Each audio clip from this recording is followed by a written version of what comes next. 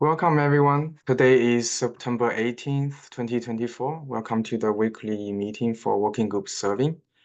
Remember this meeting will be recorded and uploaded to YouTube after the meeting, and we are also following the code of conduct from CNCF.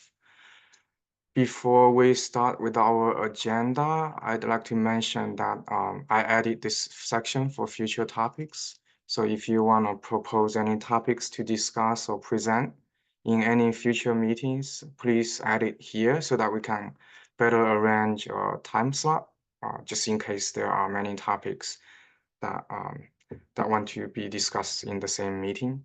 So this will help us organize the meeting better.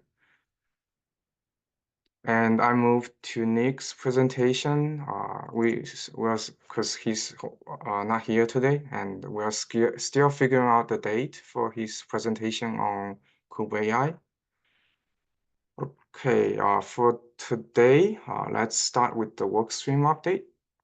There's no update for orchestration, but I believe there will be one relevant topic in the open topics section later. Anything for DRA, Sergey? Yesterday was an interesting meeting. We've been discussing DRA in 132 and other topics. It will be likely moving to beta. Interesting discussion was whether cluster autoscaler is even a requirement for beta, and I hope it will be, but John took an action item on that. We will have a little bit better partitioning in DRA, and I think it's a very good goal to get DRA to the reasonably stable state, so people will be happy to start migrating, and then we can add more features to that. John, do you have anything to add? Nope, that sounds great.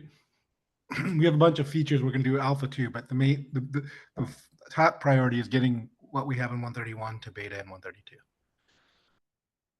Yeah, because without migrating people to DRA, nobody will be able to try it, and like new features wouldn't be that important. Mm-hmm. But have we seen a lot of testing and experiments around the existing features? So the NVIDIA has put out a GPU DRA driver. The networking team has done some work around multi-network drivers. I haven't seen a ton of things. It's all still alpha, so we have people trying it out a bit, but not. As always with alpha, it's tough. Okay. Yeah, I guess it's a chicken and egg problem. All right. Anything else? Jack, you have your hand on the test. Yeah, thanks. On the test question, is it appropriate to put into the conformance suite the test coverage that we would want, or is that does that have to be a higher threshold? Doesn't come into play until you go GA. Right. Well, there is a DRA regex match in the conformance suite right now. Is that something that's just being prepped for GA but isn't considered? That I'm not sure of the details on that, but that would be my expectation. Yeah. So conformance is a requirement for GA features or APIs at least, and but it's nothing optional, like nothing that's not GA is ever in the official conformance suite.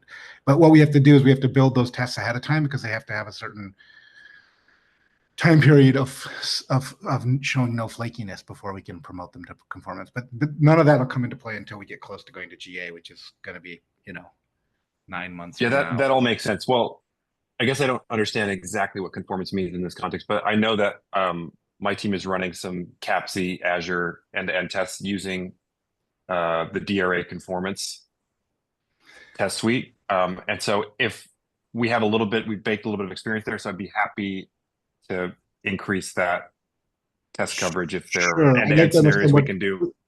So there is another concept of conformance that's not the official Kubernetes like conformance suite for using the Kubernetes name, which is like what Gateway does, right? They have certain conformance to the Gateway APIs, and maybe Patrick has put something together around conformance to DRA APIs, but I actually am not familiar with it. And I don't know if Patrick's here, but yeah, Patrick would definitely know. Yeah, so I'd be happy to sync up with you offline on that. But anything you can do to exercise it more would be awesome. Okay, great. Okay, any other questions? All right, moving on. For auto scaling, any update? Yeah, I put the quick update here. Basically, nothing since last week. There's a topic that we've got queued up for this week discussing excess capacity. So looking forward to discussing that. And actually, I didn't put this there, but I am working on a small doc with proposals for work within auto scaling. You know, one of the big ones is like, let's add auto scaling configuration into the catalog once that's a bit more stable, so that we can also attach that as a value. So yeah, that's it for auto scaling. Okay, multi-host. Joshing, are you here? Yes. Yeah, I put an item on the later workers that point for updates. I think probably Abdullah or Rupon are online. You probably can give some feature highlights.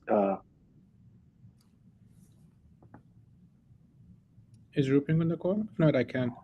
Yeah, so as you can see, the features. So one, if you scroll up, so initially we were creating a single like headless service for all the replicas, and that doesn't scale well with kubedns because kubedns has a limit of 1,000 entries.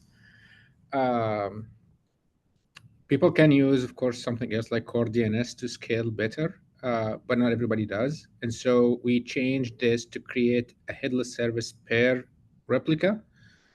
And that means like a change to basically the DNS name. And so we have now a configuration on the API to say, okay, is the DNS name going to be, like the domain name is going to be shared across all the replicas or unique per replica. So this was based on internal experimentation. When we scaled up, again, kubedns didn't work.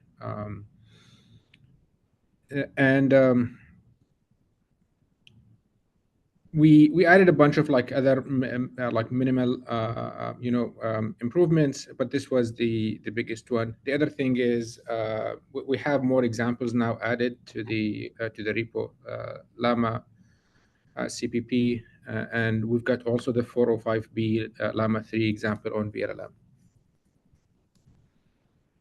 Clayton, you had a question? Yeah, I was actually going to ask Adol because this is directly relevant, and I'll bring up why in a second. Was the headless service so that people could use it directly with DNS, or was it for another reason? It's for what was the point pod-to-pod of the headless? communication. We needed to create the DNS records for the pods to basically discover each other. You need a stable identity for all the pods. Exactly. So this is exactly the problem that every other headless service consumer would have on Kubernetes. So why isn't this? I mean, this is if I'm running Cassandra and I'm running a Cassandra cluster of sufficient size, the point of headless services would be to support giving a unique identity to every member of a Cassandra stateful set would hit exactly the same problem. So why are we working around it and giving an alternative, or are we actually going to go drive the fix? Okay, the fix is there, which is core DNS fixes this, okay, and endpoint slices fixes this. So the limit is actually having kubedns looking at endpoint slice, not looking only at endpoints. Now, nobody wants to do that because they're thinking about kubedns as something, it's not going to survive for a long time. I mean, John is in the call, maybe knows more because I think we are a core DNS. Well, I was going to ask, is this, why would you be, is there somebody who asked for this because if we hit a scale problem and the scale problem is don't use kubedns because it's deprecated or whatever, that seems like a perfectly fine answer. It was because we never deprecated it, right? It's still then we should deprecate it because we shouldn't I feel like I'm not, and this is in no way a criticism of anything that the Adela you guys have done. I'm just literally kubedns wouldn't work for a very large stateful set. So kubedns is broke, I think there's only one big user of kubedns still, Clayton. and that person needs to suck it up. That's probably up to you. Make that happen. Yeah. Okay. GKE. I'll We're the only ones. let's take this offline, but like, so Abdul, I think it's totally fine to say GKE's broken this one specific scenario and dependent on this, and so we added that. We should actually, I feel like this is a good external discussion to have, because Yeah. It actually, just in case other people are using kubedns. And I think GKE does have solutions to potentially with using Cloud DNS, but anyway. Right, but yeah, Cloud Cloud DNS DNS is the alternative. is not fast enough compared to an internal like solution that only looks at like API server directly. It's I really trust easy to in write roll an core in-memory DNS cache, so it's not that hard, and serve right? DNS records. Yeah. Okay. This is also a good one to mention. So the reason why I brought this up is this is going to show up for Instance Gateway as well. Right. In the sense of there may be a need for individual backends to have some identity over time for other use cases. And while, I don't think we're getting opinionated about it, it's an important thing to flag. So like, as the SIG, we want to support people running tens of thousands of accelerators. It's just a good thing for us to know in general. Okay, thanks. Yeah, I actually have another question here. So seems like we are adding similar examples. How do we keep it synced with the catalog? So the catalog is the one that takes precedence. This one is, again, it's under like, literally examples, not like, a reference. Like, to me, the catalog is the source of truth here. Okay, but We have a Leader PR. Workers- We have a Yeah. PR open against the serving catalog for this one. Okay, sounds good. And I think this one was, I'm not sure, it was opened before the serving catalog kicked off. Mm-hmm. Like Does Leader Worker set repo have CI for the examples? For the examples, no, it doesn't. Okay. Yeah, we should have because it these for are the- pretty heavy examples. So okay. Anything else for multi-host? I will link a PR. There is a PR on VLLM that implements a simple one server, in this aggregate serving, one decode, one prefill. It was done in a fairly hacky way. So the way that they did it is they send the request, like they set up two explicitly VLLM servers. The request goes to the first one with a max output size equal 1, and so that like triggers creating a prefill. And then they use the KV cache transfer library to transfer that to another server, which will execute the decode, and they set like the max output token size, something higher. So it's fairly like hacky orchestration that works for a one-to-one setup, but it's nice to see progress there on experimenting with this. Got it. I'll link the PR. Mm-hmm. Okay, moving on to sub-project updates. Callan, you want to talk about the instance gateway? Yep. Our last meeting, we kind of discussed the API and a general sketch. We have a rough agreement of where we want to go for alpha. I'll have some changes, but I can update that tomorrow. And I'll let others talk to these points we have down here, but making great progress. Anyways, Yeah, the first one is from me. I merged the project proposal last night because it's been there for a while. But there is no objection, and we had enough approvals. Clayton. Yeah, just a comment. We merged the POC. We don't have a README in the root directory yet, right, Kellen? Not in the root directory. It's the so README for the POC. So we'll use the POC as please go kick the tires with it and try it and give feedback. It's still a little behind the design, right? The stuff that is showing up in proposals. But I think more than anything else, we want people to try it out. So as we improve, maybe like Helen to action here is like as we get the top level README updated, we should tweet it out and talk about it from a serving. Like I think we want to encourage projects within the working group to be doing that public notification and to get feedback. And right now the ecosystem's somewhat fragmented. I think lots of people are out there doing lots of cool things, and we just want to make sure that we get the people who are doing cool things elsewhere to come to working group serving and help us make cool things for everybody. So I think this is a very useful thing. Thank you for getting the POC in shape. Yeah, I did leave some comments regarding why we are using a fork, but I see that Colin, you already added a summary of the changes here. Thank you for doing that. Abdullah? Yeah, so we've been working internally on like a sketch of an algorithm, like scheduling, basically the load balancing algorithm, to basically implement the API, specifically the SLO objective. So we will share this one shortly, like maybe tomorrow. We'll have a public version to get community feedback and more expert feedback on this. It's an initial proposal.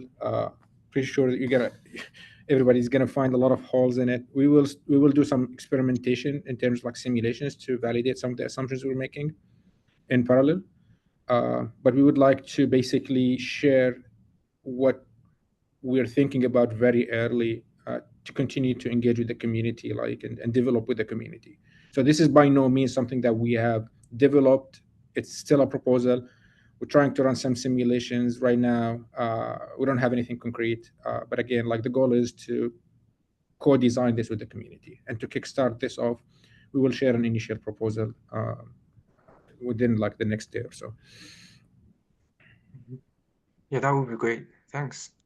Yeah, even though like the experimental results are not ready, it would be good to get early feedback on the proposal.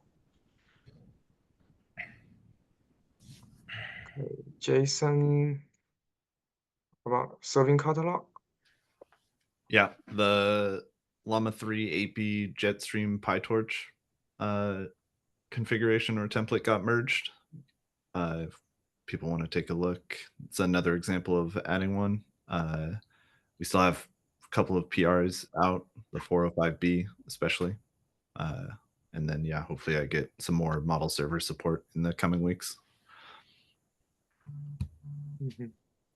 So Jetstream is a Google project, right? Do we want to do a quick intro at some point? Yeah, that would be great. I think we can do that. Okay. Yeah, feel free to add it to the future topics. Yeah, we'll do. We will also do VRLM on TPUs as well. So VRLM has made some progress supporting TPUs, so we can have them in the same presentation, basically serving on TPUs, the open source model servers that are available to do that. Yeah. Mm-hmm.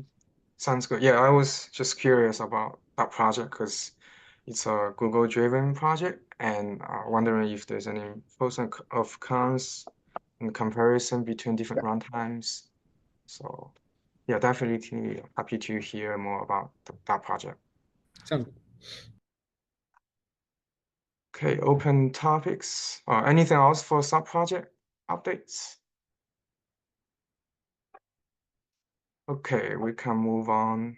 Ray and Clayton, do you want to lead the discussion for this one? Yeah, Ray, kick us off. Yeah, sure. So sounds good. Thanks. So last week, when a few of us started working on the problem exploration doc, this particular topic around how to model or how to capture excess capacity needed by workloads, i.e. like, how do you make sure you're able to absorb traffic spikes up to, you know, whatever you're configuring or whatever your workload characteristics are? But is there currently a way, or can we do better at this? Today, you would typically capture this in HPA by setting your threshold perhaps to like a lower value than you would ideally want, so that the auto scaling and provisioning has time to catch up in the event of a spike. But can we do better? Because obviously doing this today requires quite a bit of experimentation, load testing, et cetera, and you're really guessing. So can we be more concrete, more explicit? And would definitely love to hear how folks are doing this today, and how we could do this, especially in the context of LLMs, where startup time is a huge cost that you need to pay. So yeah, maybe Clayton, I'd love to hear maybe whatever you think here. And we've had a couple of discussions about this. It's kind of interesting. I know with CPU utilization, so like just kind of in the auto scaling discussion, we've had a bunch of discussion. The linked auto scaling working group, one of the first things we started with was CPU utilization is a nice, simple, 30-year-old, totally well understood by everyone proxy for how much time of a CPU you get. It's not perfect, but you know, cube scheduling based on request. We already had the problem with auto scaling that you had to map from your objectives to something that didn't linearly match GPU utilization. So roughly, we're kind of saying don't use GPU utilization for at least LLMs. It doesn't make sense. Other Gen AI cases, it may or may not make sense. But a lot of people are using queue depth and batch size, which are good proxies for the intensity of the computation or the amount of load. But you got to work backwards from that to the constant. And so we're definitely talking with people who, you know, I think like having looked at it is, I think people are pretty comfortable making a first guess with CPU utilization because they can directly measure and observe it. And I suspect with the GPUs and LLMs and like higher level model servers, you know, any queue depth is a nice heuristic.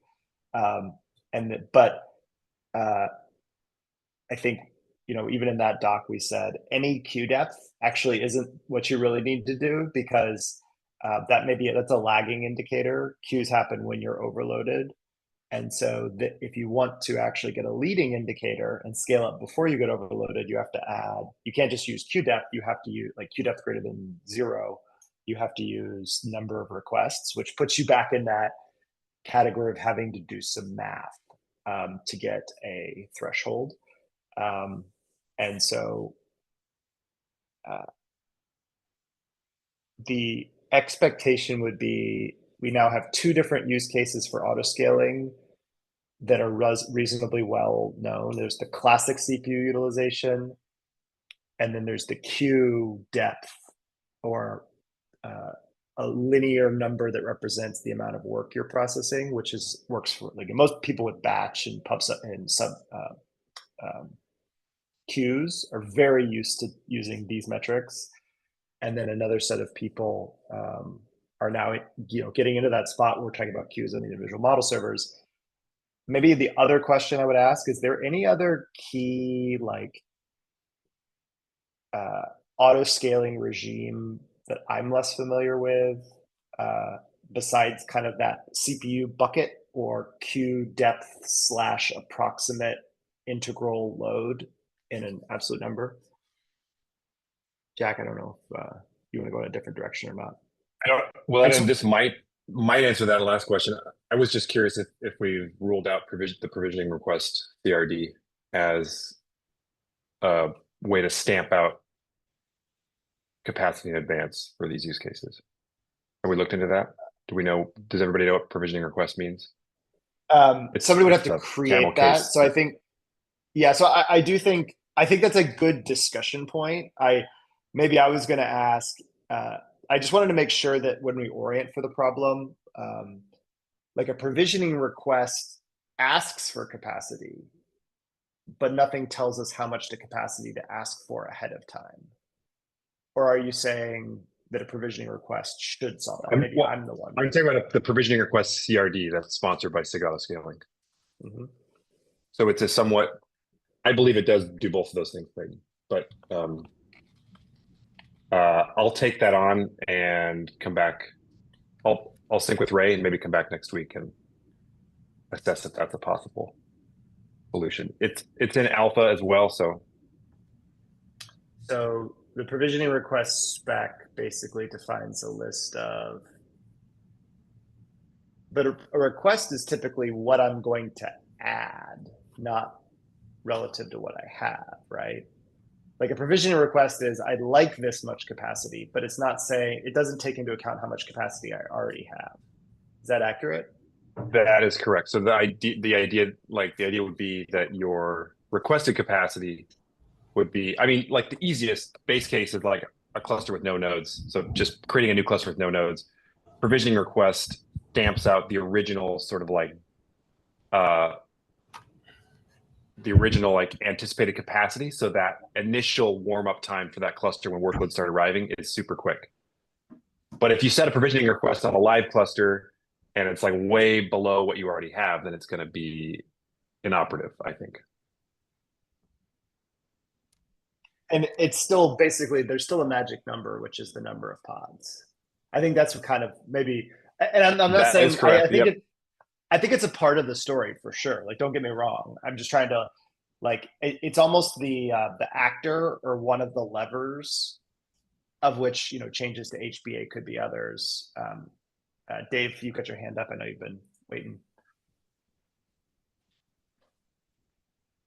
Yeah, I just wanted to highlight that, like, I'm a Knative project maintainer on the serving subgroup, and then we essentially use inbound requests to then schedule resources. So for example, if you have 5 requests coming in and then you set your revision to have like a single concurrency, like one request being processed by a time by instance, which is kind of typically what I think like LM workloads need anyways, because when it's assigned to the node, then because of like we use the request resource requests and limits, we kind of know like what capacity we need to handle. The one thing that we can potentially infer, but we don't currently, is like time to process a request in like some sort of distribution. So you could do some planning, but generally in terms of scaling based on like you're saying CPU, we can do inbound requests like as a metric to scale things out, which is kind of what. So that's roughly analogous to like a linear program. I mean, I think it's kind of the linear number indicating the amount of work you need to do versus CPU, because CPU does have like more wrinkles. And CPU technically is just a variation of a linear number indicating the amount of work you could do. Although the burstable characteristics are what really change. Okay, so that's good from the Knative perspective. And I guess maybe to add to what you're saying as well, we've got some fixed constants on the objects themselves, which is setting the request, except most people actually don't know what their request should be set at. So they kind of like a long historical problem of saying, you know, VPA has gone through this, sizing, knowing how much resources you need to hit your objective is really hard. And so I think something like our estimates are like 50% of people, 50% of production workloads don't actually set requests correctly. Or it's, you know, there's like, we've done some internal analysis, which was not reassuring in the sense of if you have the skills, you can succeed, but not everybody succeeds. Is that good enough? So that maybe 3 questions then coming out of this would be understanding how much requests you have as a part of the calculation. It's kind of treated separate. And then maybe to the provisioning request point that Jack brought up, as well as it's not, there's like 2 parts. There's the workload itself, and then there's the reaction to it from the autoscaler, the node autoscaler. But the node autoscaler is itself bound by a whole bunch of other parameters. So there actually is no one single parameter that can be tweaked, because there's not a single actor, really. There's 2. There's the workload author trying to understand their objective and scale horizontally. And then there's the infrastructure admin trying to bring in a reasonable amount of capacity to satisfy the aggregate set of workloads. And they are actually two different goals, and the inference one, or the platform one, wins because the platform team doesn't want to bring in more capacity than they want to pay for. Yeah. So there's kind of an interesting, so we need to make sure that whatever we do here, we think about those two personas. And you know, like there's a bunch of magic numbers in the system. Like, so requests is a magic number. Like CPU requests are a magic number. Knowing the number of requests that you're going to hit is kind of a magic number that you're mapping to how much CPU request you have. So the two are kind of related. Min auto scaling is a magic number. Scale down time is a magic number. Min node pool size, depending on how your platform implements node pool, is a magic number. Max is a magic number. There's a couple numbers you can't actually go get, which is how much the capacity the cloud has. John's been discussing that with the DRA proposal, and it comes up in a lot in cluster auto scaling. We don't know how much demand is going to be in the future. And so HPA, like you kind of, one of the magic numbers you bake into HPA is how much load you expect to receive. What's the max amount of load, or a reasonable amount of load you expect to receive in the future? And then there's what you brought up. There's how much time it takes to satisfy a load request, which is another magic number that you could actually observe today. I know that in some of the discussions, you're just kind of like going through like all the different magic numbers we have. That's one that, you know, arguably I always wonder why we don't track that, like as a project. If you're auto scaling, knowing how long it is on average for a new request or a new resource to be satisfied is an important component to how much buffer you need. One thing I know people do is scale latency. So if the latency of requests going to server starts spiking, then you can go up. In terms of AI, I think people would want to probably also scale on like token speed, right? Tokens per second. Yeah, and each accelerator is going to have like a measurable max throughput. Like for a given model, you're not going past a certain physical compute because the hardware is compute, but you have a nonlinear. You typically, unless you get one giant request that's all input and one output token, you're going to have a nonlinear time to process all that. Especially, and then the more work you have. So yeah, that's a good example. For people who scale on latency, I know we've had some discussion. I've had some discussions where people say that scaling on latency tends not to work because it's not stable, because it's a combination of multiple variables interacting unpredictably, like the size of the CPU queue depth, context switching costs is like the example for CPUs that always gets given. Does anyone have experience scaling on latency where they've, you know, the stability hasn't been an issue? Is it more of like, are people using scale? Does anyone know of anyone using scale on latency where you know, once you cross a threshold, you kind of toggle between two like higher provisioning states versus a more incremental scale up? It might honestly be one of those things where like you said, if you don't set request limits and resource requests and limits, then as you pack on more workloads on Kubernetes, then things just slow down. And then so that's noisy neighbors. Like that's another magic number, which is, it's kind of an implicit for a lot of clusters, how many, like you could be on a cluster where nobody uses best effort workloads, or everybody uses guaranteed. And then you could, as you're saying, like they'd be on a cluster where everybody's using low request burstable, and you're going to get very different outcomes. Is there an advantage to not?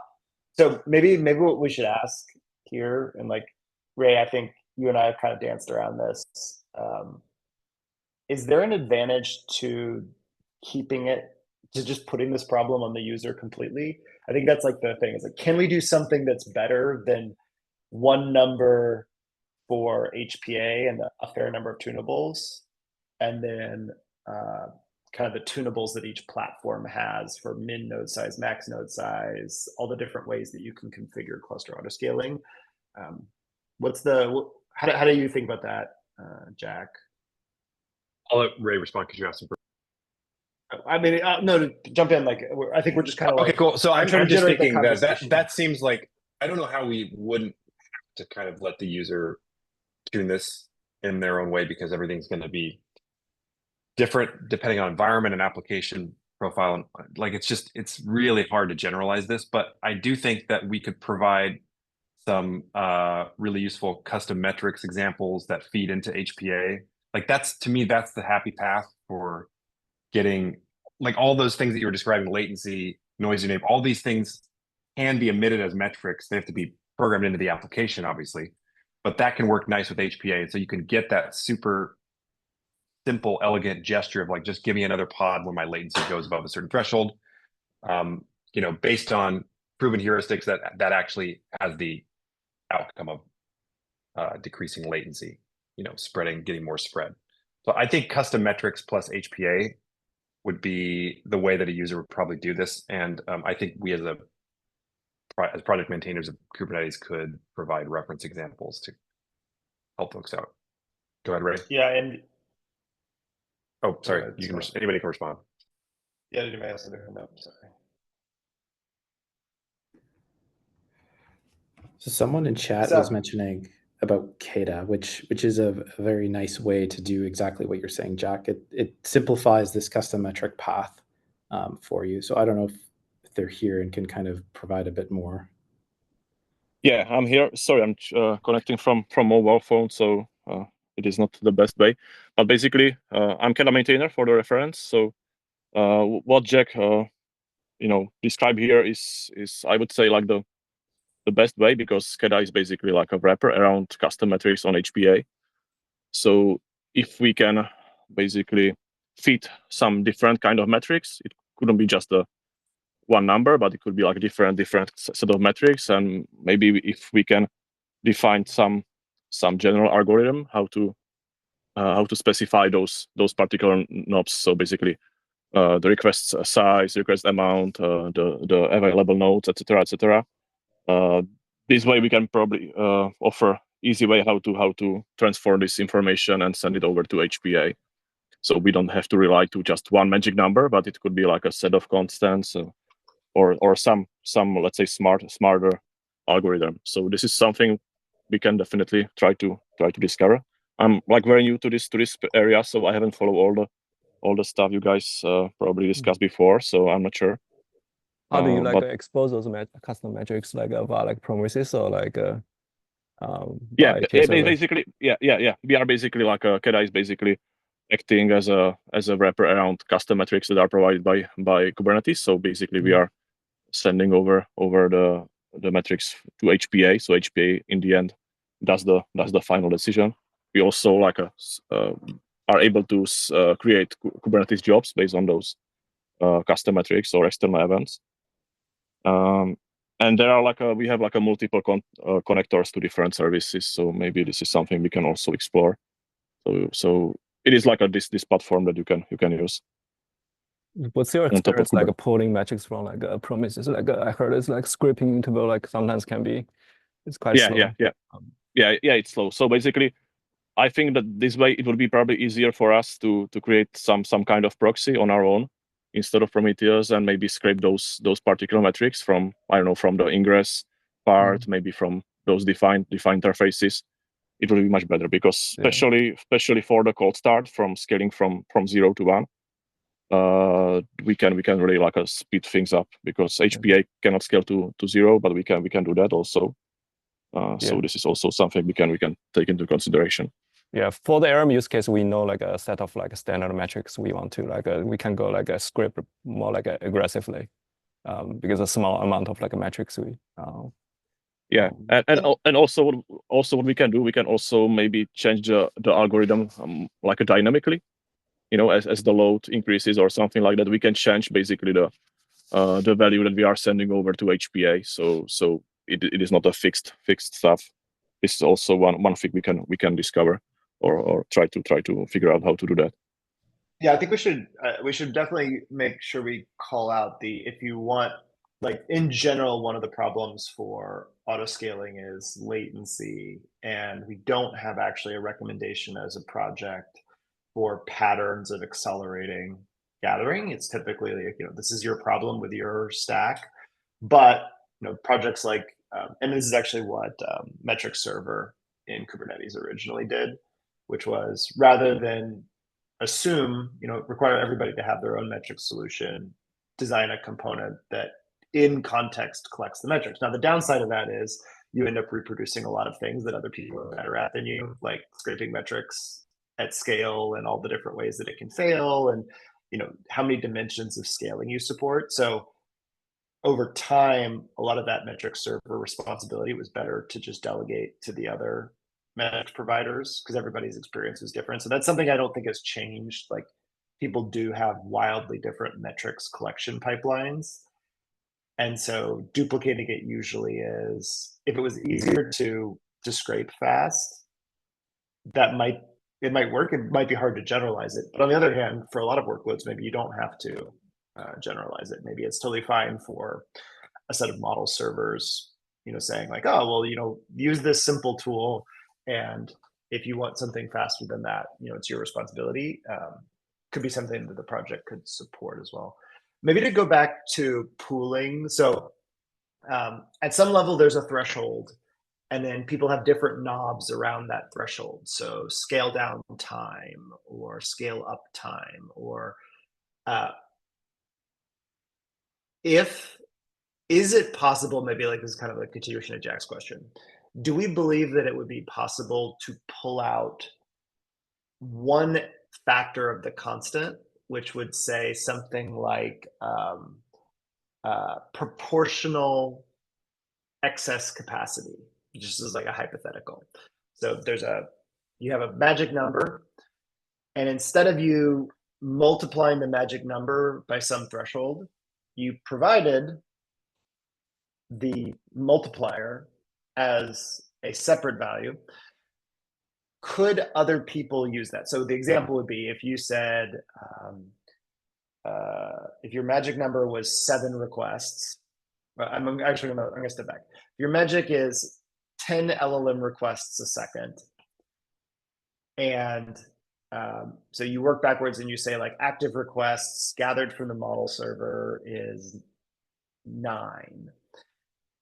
10 divided by 9 is like 1.1. Would it be better for you to have the value 9 and 1.1? How could we use 1.1? So like one example would be if you told us, and I'm kind of using this generally in Kata, in HPA, in cluster autoscaler. If I know that I want to over provision, not by magic number, but by 10%, let's say, can I use that effectively? So like, what could HPA do knowing with 10%? Like, I think one of the things Ray and I have kind of like, would be like, okay, we would just do that multiplication, but we would treat the instance used by that multiplication separately. So the example would be like, you had 9 instances, or I'm going to make a number. We had 5 instances and you said 10%, 10% times your magic number, or 110%, 1.1 times your threshold equals 6 instances.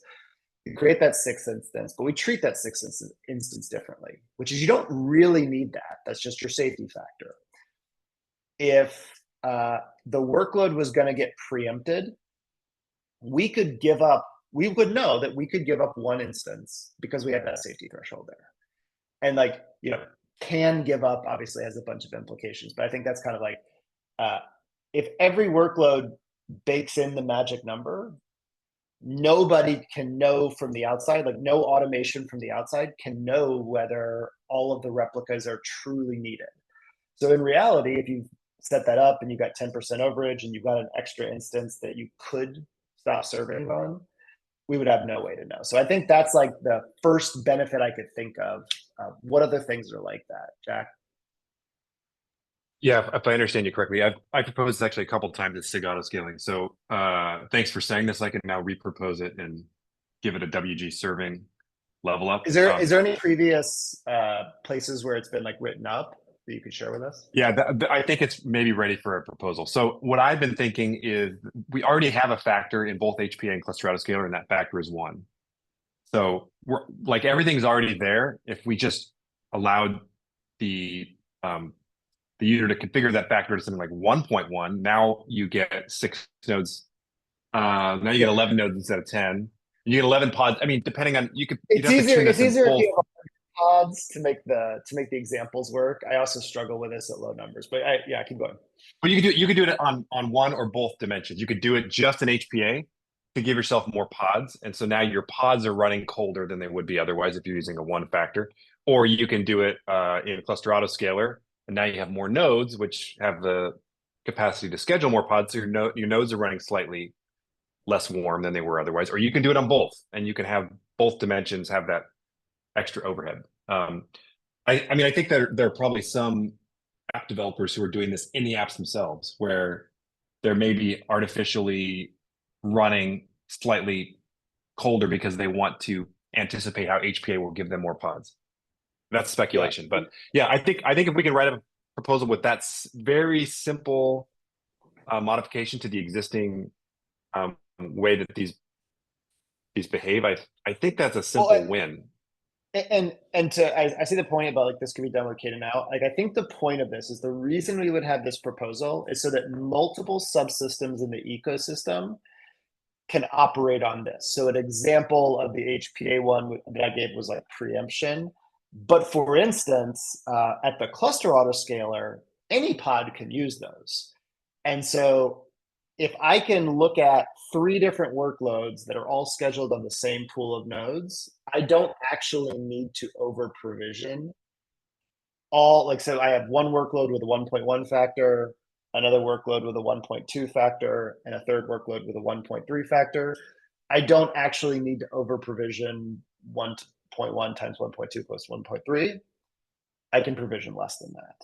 So actually then, Jack, like a wrinkle on this would be, the point of this would be to allow multiple subsystems to make independent decisions. So for instance, as a platform admin, I could say, I'm not going to over provision as much as all those services want, but I wasn't going to do that anyway, since I would have just set the max node size. But instead of going and setting a bunch of max node sizes based on math, I can instead define like an oversubscription factor or something, something to think about as we go through the proposal. But like that idea of trying to get to how would multiple subsystems in the ecosystem benefit more if this value was lower level than in a higher level system like Kata today. I don't know if you have a specific thought about how, if what you do in Kata today became part of Cube, how it would help you. I don't know if you have any use cases like that. No, not off the top of my head. But everything you said, makes sense.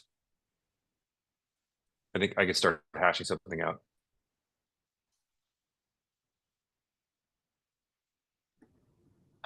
We don't have oversubscription of CPU requests or memory. Various Cube distros have toyed with it over the years. So OpenShift did, because a lot of it really PaaS. There wasn't really this idea, like the end user was one consumer, and then the people who ran the PaaS, basically just, there was very little. With Cube, we started from a no oversubscription mindset, and I know a variety of the distros have done it. Maybe this is in effect kind of an oversubscription concept. I know NVIDIA's time slicing is, I don't know if there's a system for below what the time slicing, time sharing config in the GPU operator is, but I do know that like some level of oversubscription occurs in some of the systems around Cube without Cube being aware of it. So that's maybe like, I don't know if we need to include that in this discussion, Jack, but like, I think the example I think is. Go ahead. Well, I was going to say, like, to Dave's point, burstable is a form of oversubscription. You're not saying that you need that request, but if you have a certain expectation on the number of people on that node, and you're working at a certain level and more people come in and schedule that CPU, your quality of service will suffer in a non-predictable way, or in a, what's the word? Spooky action at a distance kind of way. You don't immediately know why your service latency spiked, but your service latency spiked because you had a shared resource that's overcommitted. Perhaps there's a thing where maybe like on the LLM side, or we could pick a use case here in this space and say, could we do oversubscription really well? Like oversubscription for scaling up of GPUs is one, but. The thing I don't like about the term oversubscription is it implies a sort of static, reserved excess capacity. And I think there's a way to do this. I mean, so maybe the LLM use case doesn't follow a typical kind of like business state pattern where you go up and then you go back down, and you go up and you go back down. But it probably will. I mean, that's just a human factor. The only reason it doesn't today is because no one's got enough accelerators to go run enough of it. Yes. Okay. So fair. So I think that cycle is almost like the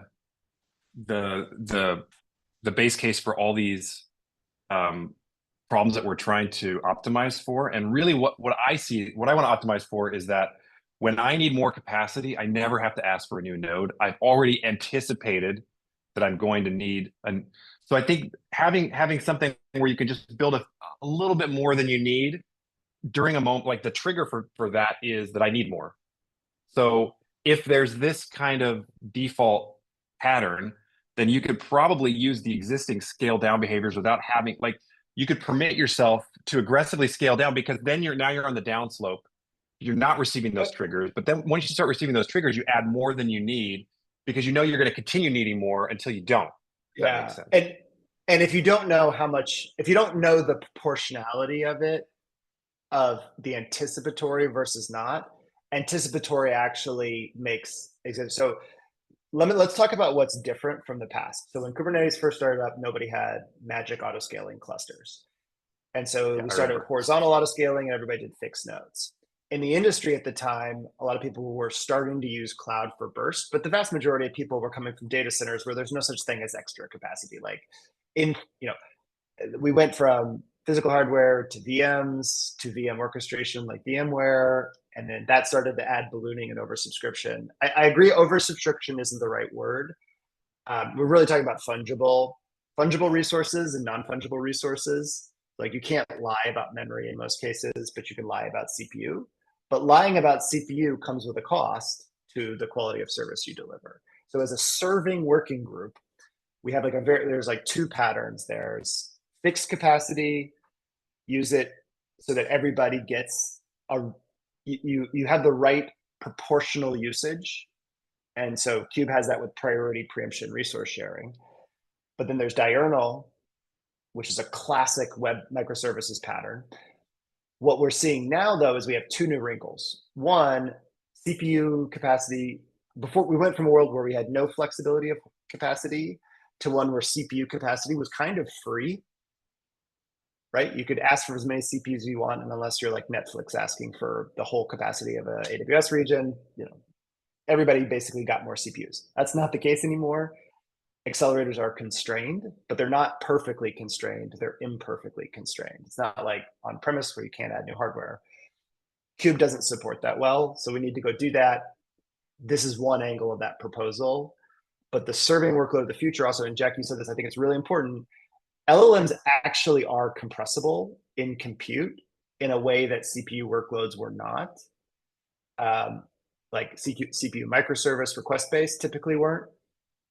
And stateful workloads, I'll say stateful, like have some of that, like query planning and all that. They're not the same thing. Like very few databases, even today, are truly designed to be worked with flexible infrastructure. And the ones that do, are pretty complex systems, but they're not in wide use. So we can't generalize them to Cube. Like it's a cockroach DB problem, or it's a spanner problem, or it's a Vitesse problem. But LLMs would be everybody's problem, or a lot of people's problem. And so as a consequence, like that unique property that you can trade throughput for latency, and you have different hardware. We're doing some of that in the gateway, but I think like we're opening up those dimensions. So I like your framing, Jack. Like we should go back and say something like, static or infinitely flexible was where we were. Now we're adding a third, which is unpredictably flexible. And then we've also increased the amount of time that it takes to get an instance. And the possibility of failure of getting an instance is much higher. So oversubscription is a natural step, but we should come up with a better term from oversubscription, like fair sharing, which actually is something Kubernetes, but you can't do fair sharing without understanding the actual objective. Because if you share CPU naively, and you've got a production service and a burstable service, that burstable service can blow up your production service. Or like 2 examples, I think you have a prod use case and then like a batch processing job. If they're just sharing the CPU equally, one can blow up the other. So that is a very true case for LLMs. It's also true for GPUs, and it's also true for CPU or accelerator usage. Because like if somebody balloons, they take all the capacity, but if they're not using it. So yeah, and I think importantly, is it's this also one true for legacy proposal use yet? cases. Is this one or multiple proposals? I'm not going to answer that on the record right now. It's going to start with one. I think that I don't like proposals that include like 16 different things in it. So I would be much more likely to create 16 proposals than one big proposal that's completely confused and, you know, octopus-like. Yeah, and maybe the octopus part is instead what we should do is like a position paper from working group serving on the, like, DRA has kind of an idea.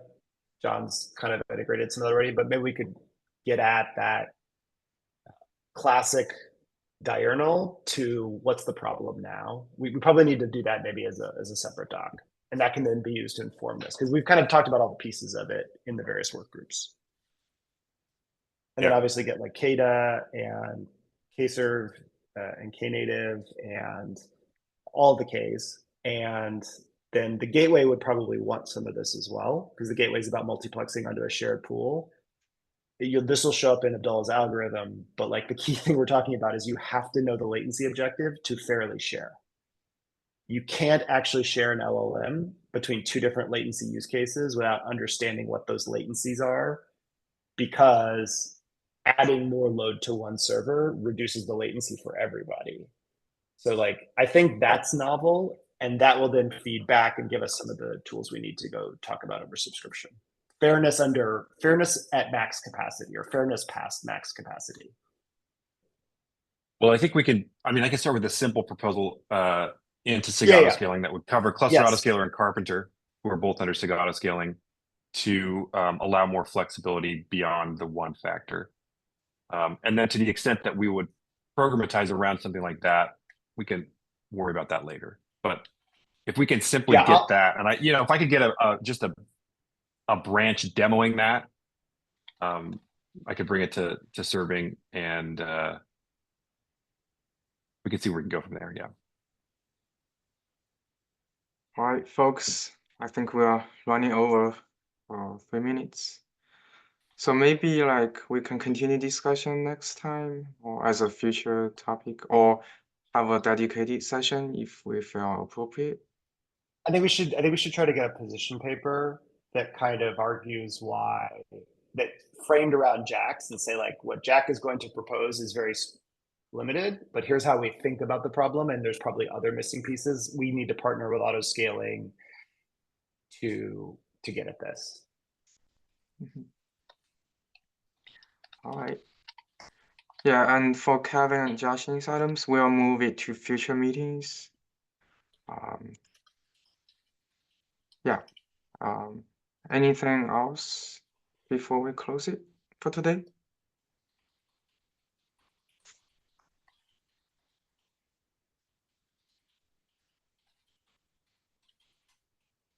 Okay. All right. Thanks, everyone. Have a good day. Thanks.